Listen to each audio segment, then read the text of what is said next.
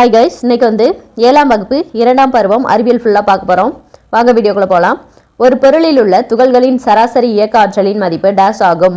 வெப்பநிலை Celsius அலகானது days எனவும் அழைக்கப்படுகிறது. சென்டிகிரேட் ஃபாரன்ஹீட்டின் அலகு டேஸ் என எழுதப்படுகிறது. Degree Fahrenheit. கெல்வின் அலகானது எவ்வாறு எழுதப்படுகிறது? கே. வெப்பநிலையின் SI அலகு கெல்வின். பாதரசம் பற்றி சரியான கூற்றை தேர்ந்தெடு. பாதரசம் ஒளி ஊடுருவாதது மற்றும் பளபளப்பானது. இது வந்து சரி. அதிக கொதிநிலையும் குறைந்த உறைநிலையும் கொண்டது. இதுவும் சரி. அதிக நெருக்கத்திலான வெப்பநிலைகளை அளக்க பயன்படுகிறது. இதுவும் சரி. அப்போ இதுக்கான ஆன்சர் வந்து அனைத்தும் சரி. பாதரசத்தின் அதிக கொதிநிலை 357 டிகிரி செல்சியஸ். பாதரசத்தின் குறைந்த உறைநிலை 39 டிகிரி செல்சியஸ். ஆல்கஹால் பற்றிய சரியான கூற்றை தேர்ந்தெடு. ஆல்கஹால் -100 டிகிரி செல்சியஸுக்கும் குறைவான உறைநிலையை கொண்டுள்ளது. இது வந்து சரி. மிக குறைந்த வெப்பநிலைகளை அளக்க பயன்படுகிறது. இதுவும் சரி.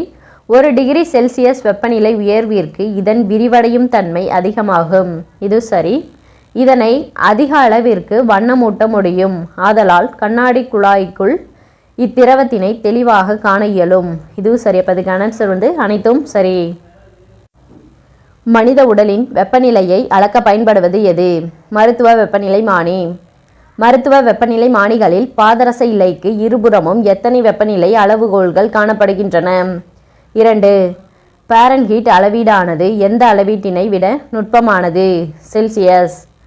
உடலின் வெப்பநிலையானது எந்த குறியீட்டால் அளக்கப்படுகிறது? ஃபாரன்ஹீட்.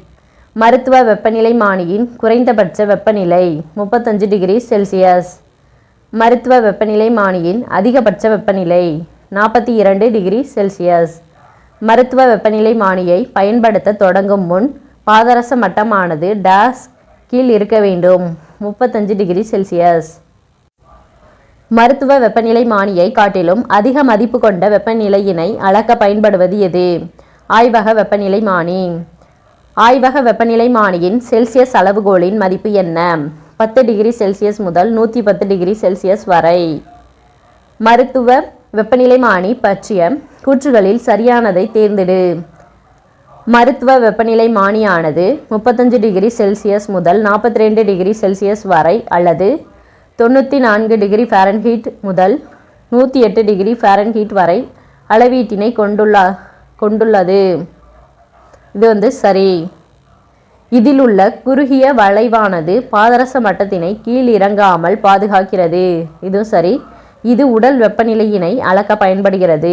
இதுவும் சரி. அப்போ இதுக்கான ஆன்சர் வந்து அனைத்தும் சரி. மனித உடலின் சராசரி வெப்பநிலை 37 டிகிரி செல்சியஸ். நமது உடலில் இருந்து வெளியேறும் வெப்பத்தினை நேரடியாக அளக்கக்கூடிய கருவி எது? டிஜிட்டல் வெப்பநிலைமானி. எந்த 2 வார்த்தைகள் இணைந்து சென்டிகிரேட் என்ற வார்த்தை உருவானது? சென்டம் கிரேடஸ். டேனியல் கேப்ரியல் ஃபாரன்ஹீட் என்பவர் எந்த நாட்டு மருத்துவர்? ஜெர்மன். ஃபாரன்ஹீட் அளவீட்டு முறை எந்த அறிவியல் அறிஞரின் பெயரால் அழைக்கப்படுகிறது? Daniel Gabriel Fahrenheit. ஃபாரன்ஹீட் அளவீட்டு முறையில் நீரின் உறைநிலை 32 டிகிரி ஃபாரன்ஹீட். ஃபாரன்ஹீட் அளவீட்டு முறையில் நீரின் கொதிநிலை 212 degree Fahrenheit.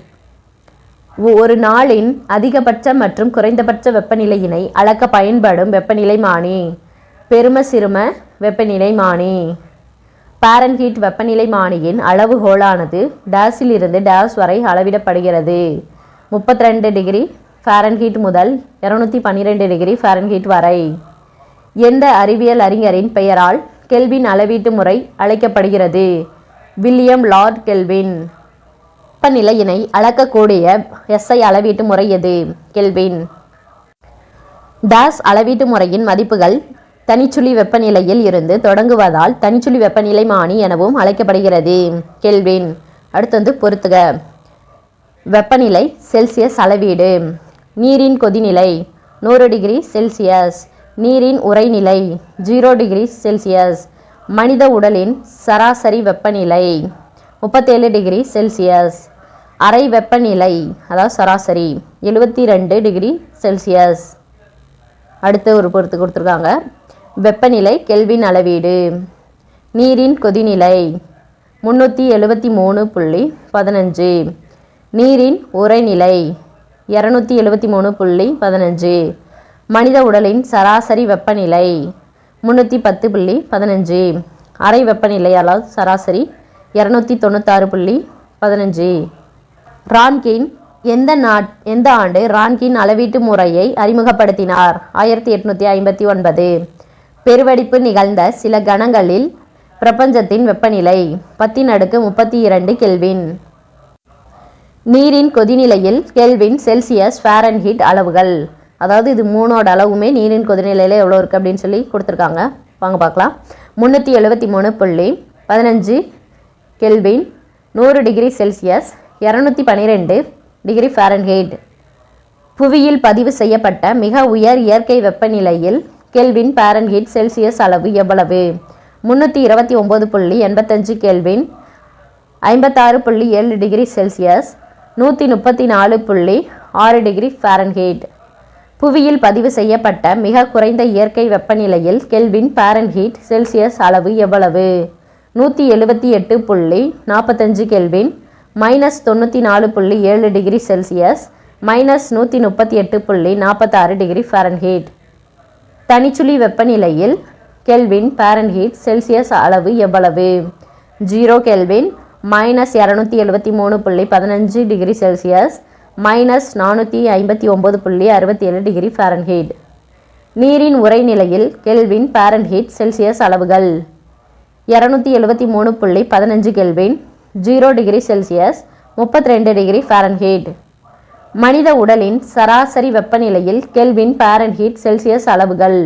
310.15 kelvin, 37 degree Celsius, 98.6 degree Fahrenheit.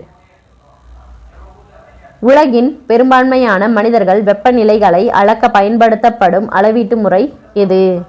Celsius. Fahrenheit அளவீட்டு முறையினை பயன்படுத்துபவர்களுக்கு தனிச்சுழி அளவீட்டு முறை தேவைப்பட்டால் டேஸ் என்ற வாய்ப்பாட்டினை பயன்படுத்தி ரான்கின் முறைக்கு மதிப்பினை எளிமையாக மாற்றிக்கொள்ள இயலும்.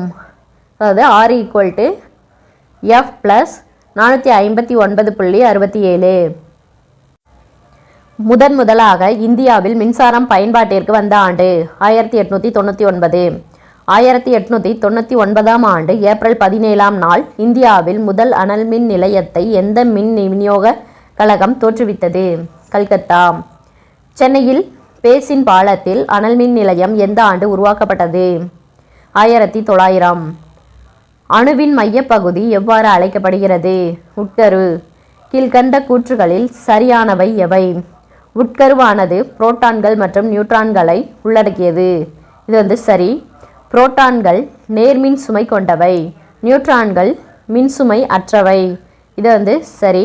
அடுத்து 3வது, உட்கருவை சுற்றி எதிர்மின் சுமை கொண்ட எலக்ட்ரான்கள் வட்ட பாதையில் சுற்றி வருகின்றன. இதுவும் சரி. இப்போ இதுக்கான ஆன்சர் அனைத்தும் சரி. மின்னோட்டம் எந்த அலகினால் அளவிடப்படுகிறது? கூலும். ஓர் அலகு கூலும் என்பது தோராயமாக டேஸ் புரோட்டான்கள் அல்லது எலக்ட்ரான்களுக்கு சமம். 6.242 × 10⁻18.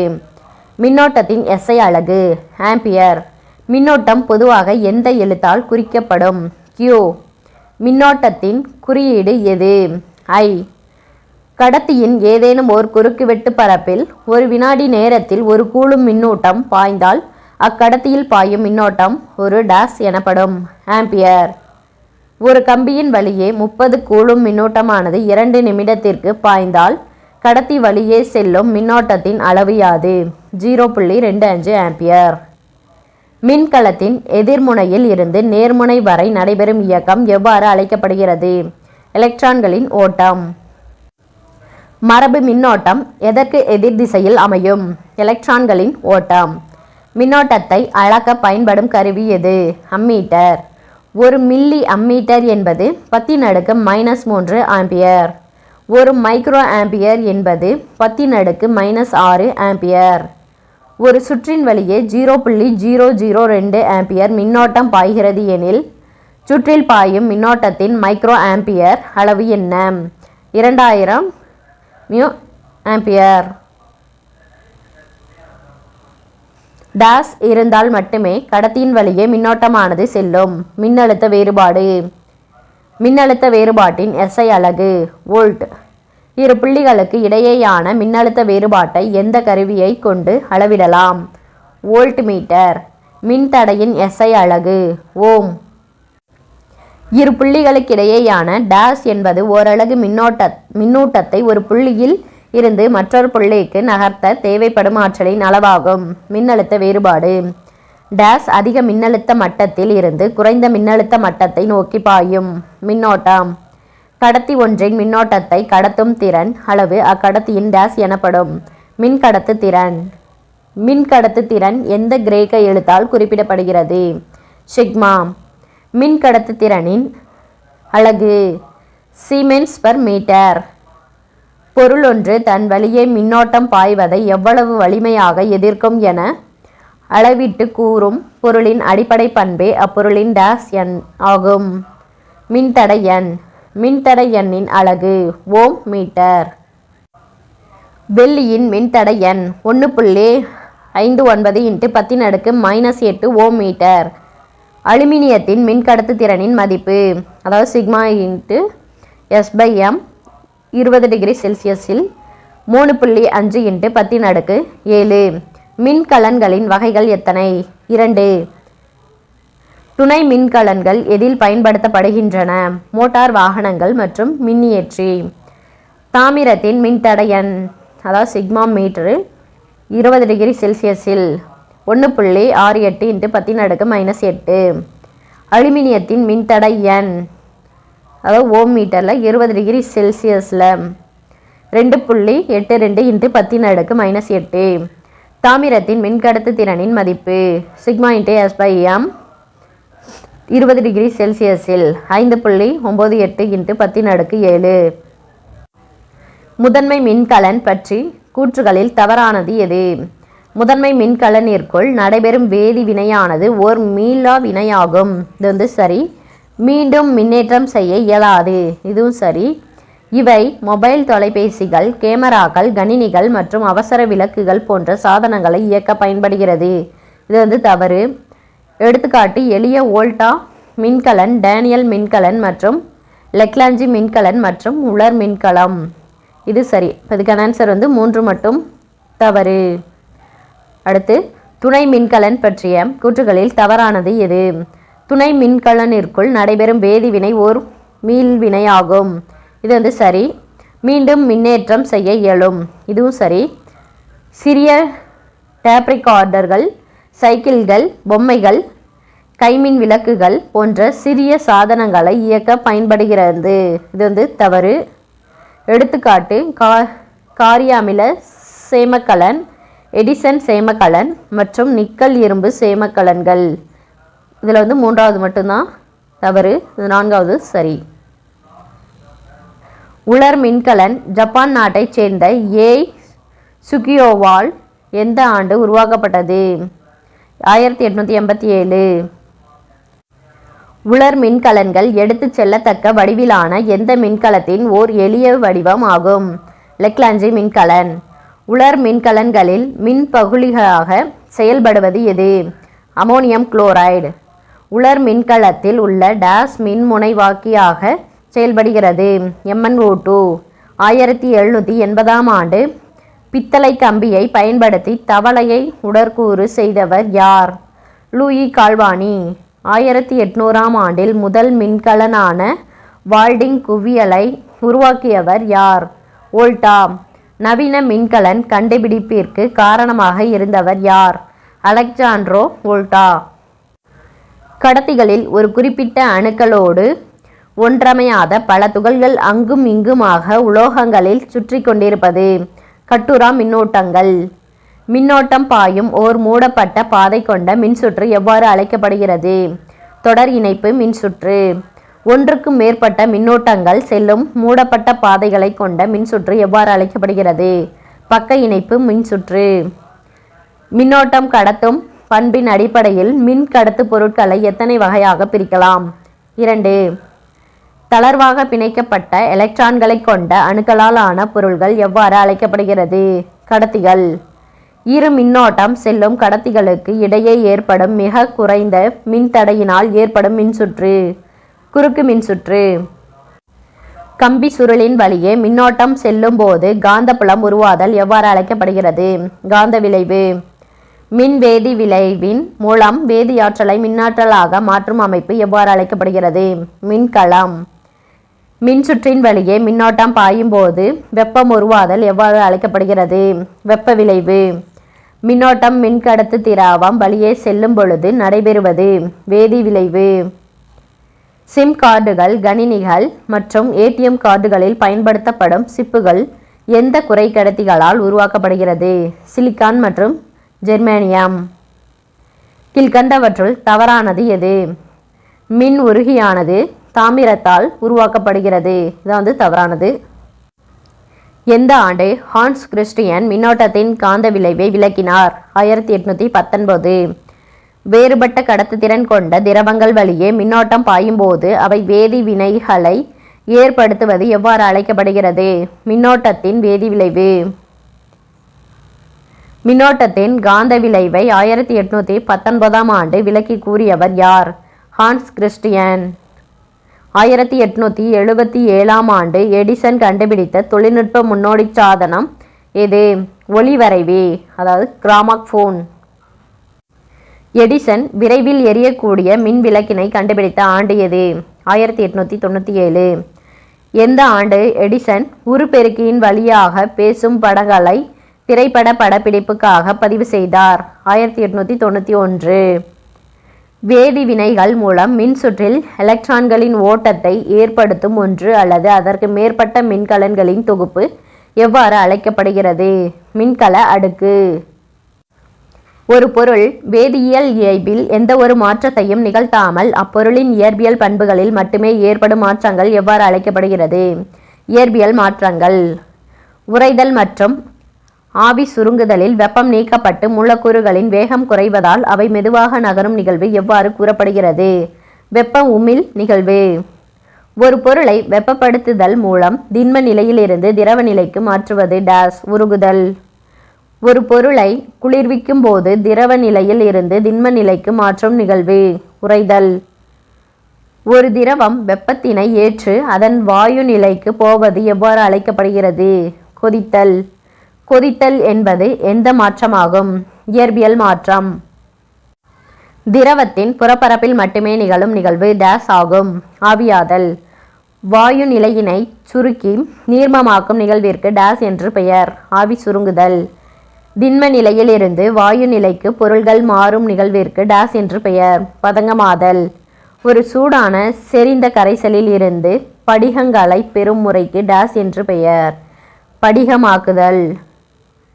மாறுபட்ட வேதியியல் இயல்புடன் புதிய பொருள்கள் உருவாவதோடு வெப்பமோ ஒளியோ வெளியிடப்பட்டோ அல்லது பொருள் வேறு பொருளாக மாறுவது எவ்வாறு அழைக்கப்படுகிறது? வேதியியல் மாற்றம். டெல்லியில் உள்ள குதுப் வளாகத்தில் எத்தனை ஆண்டுகள் பழமை வாய்ந்த ஒரு இரும்பு தூண் உள்ளது? 1600. இரும்பின் மீது குரோமியம் அல்லது துத்தநாகம் போன்ற உலோகங்களை ஒரு படலமாக பூசும் திருப்பிடித்தலை தடுக்கும் ஒரு மாற்று முறை எவ்வாறு அழைக்கப்படுகிறது? நாகமுலாம் பூசுதல். ஈஸ்ட் மற்றும் சில வகை பாக்டீரியாக்களினால் சர்க்கரை கரைசலினை ஆல்கஹாலாகவும் கார்பன் டை ஆக்சைடாகவும் மாறும் நிகழ்விற்கு டேஸ் என்று பெயர் நொதித்தல். சமையல் சோடா என்பது சோடியம் பைகார்பனேட். நொதித்தல் என்ற நிகழ்வை விவரித்தவர் யார்? Louis Pasteur. லூயிஸ் பாஸ்டியர் என்பவர் எந்த நாட்டு வேதியியலாளர் ஆவார்? பிரெஞ்சு. பால் தயிராதல் என்பது டேஸ் வினைக்கு எடுத்துக்காட்டாகும். மீளா வினை. ராபிஸ் என்ற வெறிநாய்க்கடிக்கு மருத்துவம் கண்டறிந்தவர் யார்? Louis Pasteur. எந்த ஒரு பொருள் ஒரு வேதிவினையினால் எந்த மாற்றத்திற்கும் உட்படாமல் வேதி மாற்றத்தின் வேகத்தினை மட்டும் துரிதப்படுத்துமோ அப்பொருளுக்கு டேஸ் என்று பெயர் வினையூக்கி. தாவர எண்ணெய்களில் எவை சேர்க்கப்பட்டு வனஸ்பதி உருவாகிறது?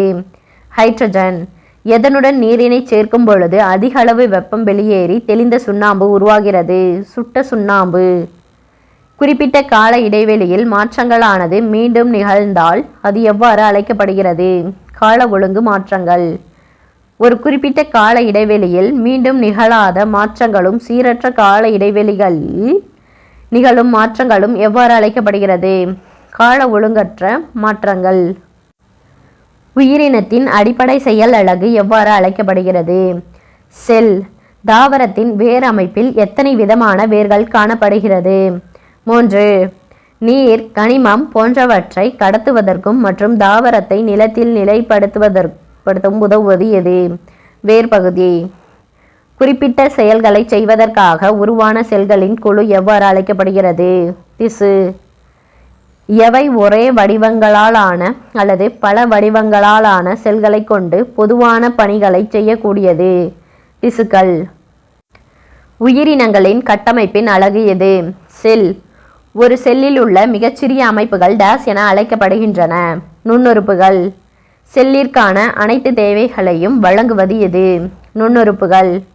செல்லை பாதுகாக்கவும் அதன் வடிவத்தை நிலைப்படுத்தவும் பயன்படுவது எது? செல் சுவர். தாவர செல்களில் ஒளிச்சேர்க்கைக்கு பயன்படுவது எது? பசுங்கணிகம். கரிம, கனிம வேதி மூலக்கூறுகள் மற்றும் நீர் செல் உறுப்புகளுக்கு ஆதரவு வழங்குவது எது? சிறிய குமிழ்கள். கோள வடிவம் கொண்டு ஒரு ஜோடியாக காணப்படுவது எது? சென்ட்ரியோல். செல் பகுப்பின் போது ஸ்பிண்டில் நார்களை பெருக்கமடைய செய்வது எது? சென்ட்ரியோல். செல்லின் கட்டுப்பாட்டு மையம் எது? உட்கரு. செல்லின் பெரிய உறுப்பு எது? உட்கரு. தாவர செல்லில் ஆர்என்ஏவை பெற்றுள்ளவை எவை? ரிபோசோம்கள். தாவர செல்லில் புரோட்டீன் மற்றும் பாலிபெப்டைடுகளை ஒன்றிணைப்பது எது? ரிபோசோம்கள். உட்கருவை தவிர செல்லின் அனைத்து பகுதிகளிலும் காணப்படுவது எது? சைட்டோபிளாசம்.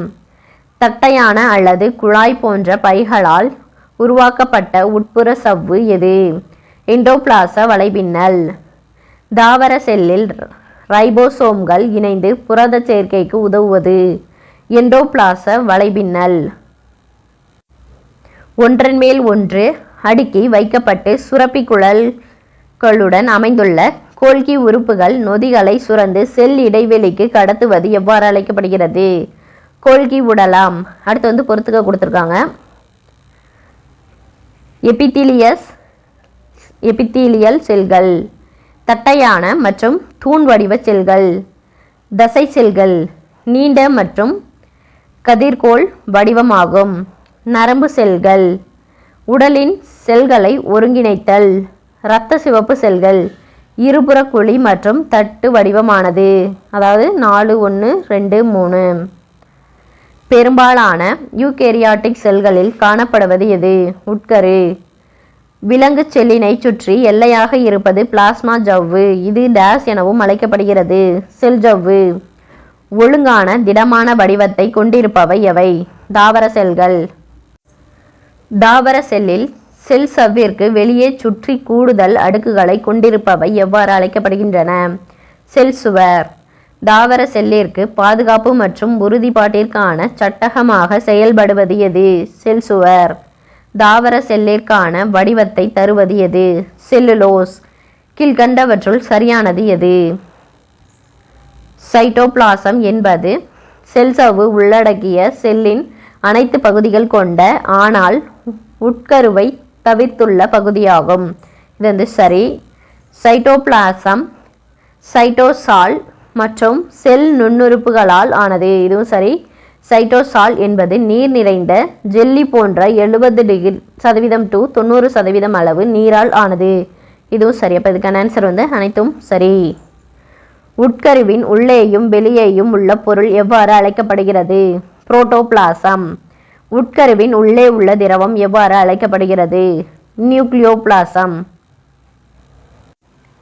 உட்கருவின் வெளியே உள்ள திரவம் எவ்வாறு அழைக்கப்படுகிறது? சைட்டோபிளாசம். சைட்டோபிளாசத்திற்குள் காணப்படும் உறுப்பு எது? மைட்டோகாண்ட்ரியா. செல்லின் ஆற்றல் மையம் எது? மைட்டோகாண்ட்ரியா. இது அடிக்கடி கொஸ்டின் கேட்டிருக்காங்க. இது ரொம்ப முக்கியமான கொஸ்டின். நாம் சாப்பிடும் உணவை செரிமானம் செய்து ஆற்றலை பெற எது அவசியமாகிறது? மைட்டோகாண்ட்ரியா. கோள அல்லது குச்சி வடிவிலான இரட்டை சவ்விலான நுண்ணுறுப்பு எது? மைட்டோகாண்ட்ரியா. எதனால் உற்பத்தி செய்யப்படும் ஆற்றல் அனைத்து வளர்சிதை மாற்றங்களுக்கும் பயன்படுத்தப்படுகிறது? மைட்டோகாண்ட்ரியா. கணிகம் எத்தனை வகைப்படும்? 2. தவறானதை தேர்ந்தெடு. விலங்கு செல்களில் இவை காணப்படுகின்றன. இதுதான் தவறானது. சூரிய ஆற்றலிலிருந்து உணவு தயாரிக்கக்கூடிய ஒரே நுண்ணுறுப்பு எது? பசுங்கணிகம். அறிவியல் அறிஞர்கள் மற்றும் மருத்துவர்கள் சில நோய்களை குணப்படுத்தவும் தடுக்கவும் எதை பயன்படுத்தி வருகின்றன? மூலச்செல்கள். உடலில் உள்ள எந்த ஒரு செல்லாகவும் மாறக்கூடியது எது? மூலச்செல்கள். கீழ்கண்டவற்றுள் செல்லுக்குள் செல் பிரிதல் அடைந்து வளர்ச்சி அடையும் திறன் உடையது எது? மூலச்செல்கள். பல்வேறு வகையான தாவரங்கள் வெவ்வேறு வண்ணங்களை கொண்டுள்ளதற்கு காரணம் என்ன? கணிகம். உணவிலிருந்து புரதத்தை பிரித்து செல்லுக்கும் உடலுக்கும் வலு சேர்ப்பது போன்ற பணிகளில் ஈடுபடுவது எது? கொள்கை உறுப்புகள். லைசோசோம். செல்லிலேயே சிதைவடைவதால் அவற்றை எவ்வாறு அழைக்கின்றோம்? தற்கொலை பை. இந்த கொஸ்டினை இப்படி கேட்பாங்க. அதாவது செல்லின் தற்கொலை பை என்று அழைக்கப்படுவது எது அப்படின்னா லைசோசோம். சென்ட்ரியோல் பற்றிய சரியான கூற்றை தேர்ந்தெடு. சென்ட்ரியோல் பொதுவாக உட்கருவுக்கு அருகில் காணப்படுகின்றன. இது சரி. குழாய் போன்ற அமைப்புகளால் ஆனவை. இதுவும் சரி. சென்ட்ரியோல் விலங்கு செல்களில் மட்டுமே உள்ளன மற்றும் தாவர செல்களில் காணப்படவில்லை. இதுவும் சரி. செல் பகுப்பின் போது குரோமோசோம்களை பிரிக்க உதவுகிறது. இது சரி. அப்போ அதுக்கான ஆன்சர் அனைத்தும் சரி. எண்டோபிளாச வலைபின்னல் எத்தனை வகைப்படும்? 2. ரைபோசோம்கள் இணைந்து இருப்பதால் புரத சேர்க்கைக்கு உதவுவது எது? சொரசொரப்பான எண்டோபிளாச வலைபின்னல். கொழுப்புகள் ஸ்டிராய்டுகள் ஆகியவற்றை தயாரிப்பிலும் கடத்தலிலும் பங்கு கொள்வது எதன் பிரதான பணியாகும்? எண்டோபிளாச வலைபின்னல். கீழ்கண்டவற்றுள் தவறான கூற்றை தேர்ந்தெடு. தாவர செல்களில் சைட்டோபிளாசத்திற்கு வெளியே உட்கரு உள்ளது. செல்லில் நடைபெறும் அனைத்து உயிர் செயல்களையும் வேதிவினைகளையும் கட்டுப்படுத்துவது எது? உட்கரு. ஒரு தலைமுறையில் இருந்து அடுத்த தலைமுறைக்கு மரபுவழி பண்புகளை கடத்துவது உட்கரு. எத்தனை மில்லியன் சிவப்பு செல்கள் ஒவ்வொரு நொடியும் இறக்கின்றன? 2 மில்லியன். ஜெல்லி போன்ற தன்மையுடையது எது? சைட்டோசோல். உட்கருவை தவிர செல் சவ்விற்கு உள்ளே உள்ளவை எவ்வாறு கருதப்படுகின்றது? சைட்டோபிளாசம். இதுவரையில் சுமார் எத்தனை மில்லியன் உயிரினங்கள் கண்டறியப்பட்டு பெயரிடப்பட்டுள்ளன? 8.7 மில்லியன். உயிரினங்களை அவற்றின் பொது பண்புகளின் அடிப்படையில் தொகுத்தல் டேஸ் எனப்படும். உயிரியல் வகைப்பாட்டியல். கீழ்கண்டவர்களில் கிரேக்க தத்துவ மற்றும் சிந்தனையாளர் யார்? அரிஸ்டாட்டில்.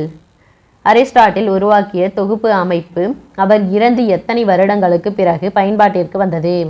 2000 ஆண்டுகளுக்கு பின்பு. அனைத்து உயிரினங்களையும் தாவரங்கள் அல்லது விலங்குகள் என பிரித்தவர் யார்? அரிஸ்டாட்டில். இடப்பெயர்ச்சியின் அடிப்படையில் விலங்குகளை 3 தொகுதிகளாக பிரித்தவர் யார்? அரிஸ்டாட்டில். பிரிவுகளின் படிநிலை முறை யாரால் அறிமுகப்படுத்தப்பட்டது? லினேயஸ். வகைப்பாட்டில் எத்தனை முக்கிய படிநிலைகள் உள்ளன? 7. வகைப்பாட்டின் அடிப்படை அலகு யாது? சிற்றினம். அடுத்து பொறுத்துக்க கொடுத்துருக்காங்க. நெமட்டோட்டா. அஸ்காரிஸ் லும்பிரிகாய்டஸ். அனலிடா. நீரிஸ். ஆர்த்ரோபோடா மரவட்டை. மொலஸ்கா கணவாய் மீன்கள். எக்கைனோடெர்மெட்டா நட்சத்திர மீன். அடுத்து ஒரு பொறுத்து கொடுத்துருக்காங்க. வகுப்பு மீன்கள். திலேஃபியா. ஆம்பிபியா.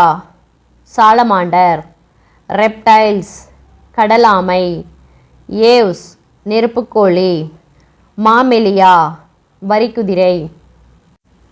அமீபா பற்றிய சரியான கூற்றை தேர்ந்தெடு. அமீபா யூக்ளினா பாரமேசியம் போன்ற நுண்ணோக்கி மூலம் பார்க்கக்கூடிய ஒரு செல் உயிரிகள். இது சரி. ஒரு செல் உயிரிகள் போலிக்கால்கள் கசை இலை குறு இலை மூலம் இடப்பெயர்ச்சி செய்கின்றன.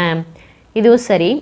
ஒரு செல் உயிரிகள் இனப்பெருக்கம் பிளவு முறையிலோ அல்லது இணைவு முறையிலோ நடைபெறுகிறது. இதுவும் சரி. அதுக்கான ஆன்சர் அனைத்தும் சரி. அடுத்து பொறுத்துக்க கொடுத்துருக்காங்க. Protozoa. Euglena. பொரிபெரா. Leuco சொலினியா. சிலெண்டிரேட்டா பவளங்கள். பிளாட்டிஹெல்மின்டஸ் planaria. Ascaris லும்பிரிகாய்டஸ் பற்றிய சரியான கூற்றை தேர்ந்தெடு. அஸ்காரிஸ் லும்பிரிகாய்டஸ் என்பது உடற்கண்டங்கள் அற்றவை. இது சரி. அஸ்காரிஸ் லும்பிரிகாய்டஸ் மனிதன் மற்றும் விலங்குகளில் நோய்களை உருவாக்கும் ஒட்டுண்ணிகள் ஆகும். இதுவும் சரி. அஸ்காரிஸ் லும்பிரிகாய்டஸில் இனப்பெருக்கம் பாலின முறையில் நடைபெறுகிறது. இதுவும் சரி. அப்போ இதுக்கான ஆன்சர் வந்து அனைத்தும் சரி. மாண்டில் கால்சியத்தினால் ஆன ஓடு எந்த உயிரினத்தில் காணப்படுகிறது? மெல்லுடலிகள். பூவா தாவரங்கள் அவற்றின் உடல் அமைப்பினை பொறுத்து எத்தனை வகைகளாக வகைப்படுத்தப்பட்டுள்ளன? 3. தாவர உடலானது வேர், தண்டு மற்றும் இலை என வேறுபாடற்று காணப்படுவது தாலஸ். ஒரு செல் அல்லது பல செல்களால் ஆன நாரிழையினை கொண்டுள்ளது எது? காரா. இருவாழ்வி தாவரங்கள் என அழைக்கப்படுபவை எவை? மாஸ்கள். நீர் மற்றும் உணவுப் பொருட்களை கடத்தும் வாஸ்குலார் திசுக்கள் எவற்றில் உள்ளன? பெரணிகள். நிழலான ஈரப்பதம் மிகுந்த மற்றும் குளிர்ந்த பகுதிகளில் வாழ்பவைக்கு எடுத்துக்காட்டு அடியாண்டம். சைல திசுக்கள், சைல குழாய்கள் மற்றும் புளோயத் திசுக்கள் துணை செல்கள் இன்றியும் காணப்படுவது எது? ஜிம்னோஸ்பெர்ம்கள். கீழ்கண்டவற்றுள் திறந்த விதைகளுக்கு எடுத்துக்காட்டு பைனஸ், சைகஸ். கீழ்கண்டவற்றுள் கூம்பு தாவரத்திற்கு எடுத்துக்காட்டு பைனஸ். வாஸ்குலார் திசுவான சைலம் சைல குழாய்களையும் மற்றும் புளோயம் துணை செல்களையும் கொண்டுள்ளவை எவை? ஆஞ்சியோஸ்பெர்ம்கள். ஒருவித்திலை தாவரத்திற்கு எடுத்துக்காட்டு நெல். இருவித்திலை தாவரத்திற்கு எடுத்துக்காட்டு புளி. 4 அடுக்குகளை கொண்ட மலர்களை உருவாக்குவதால் ஆஞ்சியோஸ்பெர்ம்கள் டேஸ் எனப்படுகின்றன? பூக்கும் தாவரங்கள். 5 உலக வகைப்பாட்டு முறை ஆர்ஹெச் விட்டேக்கர் என்பவரால் எந்த ஆண்டு முன்மொழியப்பட்டது? 1969. அனைத்து புரோகேரியாட்டு உயிரினங்களும் எந்த உலகத்தில் அடங்கும்? முனிரா. கீழ்கண்டவற்றுள் முனிரா வகைக்கு எடுத்துக்காட்டு பாக்டீரியா, நீல பசும்பாசிகள். தாவர வகை புரோட்டிஸ்டுகள் ஒளிச்சேர்க்கை மூலம் உணவு தயாரிப்பதால் அவை எவ்வாறு அழைக்கப்படுகிறது? பாசிகள். விலங்கு வகை புரோட்டிஸ்டுகள் பெரும்பாலும் எவ்வாறு அழைக்கப்படுகின்றன? புரோட்டோசோவான்கள். டேஸ் செல்களில் செல் சுவர் இல்லை. விலங்கு. உயிரினங்களை 2 சொல் கொண்ட பெயர்களோடு அழைப்பதை அறிமுகப்படுத்தியவர் யார்? காஸ்பார்டு பாகின். காஸ்பார்டு பாகின் உயிரினங்களை 2 செல் கொண்ட பெயர்களோடு அழைப்பதை அறிமுகப்படுத்திய ஆண்டு எது? 1623. இரு சொல் பெயரிடும் முறை செயல்படுத்தியவர் யார்? Carolus Linnaeus. இரு சொல் பெயரிடும் முறையை கரோலஸ் லினேயஸ் எந்த ஆண்டு செயல்படுத்தினார்? 1753. நவீன வகைப்பாட்டியலின் தந்தை என்று அழைக்கப்படுபவர் கரோலஸ் லினேயஸ். இதுவும் வந்து முக்கியமான ஒரு கொஸ்டின். கீழ்கண்டவற்றுள் வெங்காயத்தின் இரு சொல் பெயர் எது? Allium sativum. பொறுத்துக. மனிதன் ஹோமோசேபியன்ஸ். எலி ரேட்டஸ் ரேட்டஸ். புறா கொலம்பா லிவியா. புளிய மரம் டேமரிண்டஸ் இண்டிகா. கீழ்கண்டவற்றுள் எக்கைனோடெர்மேட்டா தொகுதி உயிரினங்களுக்கு எடுத்துக்காட்டு எது? நட்சத்திர மீன். அடுத்து ஒரு பொறுத்துக. எலுமிச்சை சிட்ரஸ் அரண்டிக்ஃபோலியா. வேப்பமரம் அசாடிரெக்டா இண்டிகா. தவளை ரானா ஹெக்ஸா டாக்டைலா. தேங்காய் காக்கஸ் நியூசிபெரா. கீழ்கண்டவற்றுள் பேரீச்சையின் இருசொல் பெயர் என்ன? போனிக்ஸ் டாக்டைலிக்ஃபெரா. முதுகெலும்பற்றவை எத்தனை தொகுதிகளாக பிரிக்கப்பட்டுள்ளன? 9. அடுத்து வந்து ஒரு பொறுத்து கொடுத்துருக்காங்க. நெல் ஒரேசா சட்டைவா. மீன் Catla catla. Orange Citrus sinensis. இஞ்சி சிஞ்சிபர் அக்விசினேல். பப்பாளி காரிகா பப்பாயா. முதுகெலும்புடையவை எத்தனை வகுப்புகளாக பிரிக்கப்பட்டுள்ளன? 5. முதுகெலும்பு அற்றவைனா 9 பிரிவு. முதுகெலும்பு உள்ளவைனா 5 பிரிவு. இருசொல் பெயரில் முதல் பெயர் எதை குறிக்கும்? பேரினம். இருசொல் பெயரில் இரண்டாவது பெயர் எதை குறிக்கும்? சிற்றினம். அதாவது முதல் பெயர் வந்து பேரினத்தையும் ரெண்டாவது பெயர் வந்து சிற்றினத்தையும் குறிக்கும். டியூக் பெயிண்ட் என்பது என்ன? இலவச ஓவிய பயிற்சி செயலி. கணிதம் கற்பதற்கான காணொளி விளையாட்டு எது? டியூக்மேக். இதோட 7ஆம் வகுப்பு 2ஆம் பருவம் அறிவியல் ஃபுல்லாக கம்ப்ளீட் ஆயிடுச்சு. நெக்ஸ்ட் பருவம் வந்து அடுத்த வீடியோவில் பார்க்கலாம். தேங்க்யூ.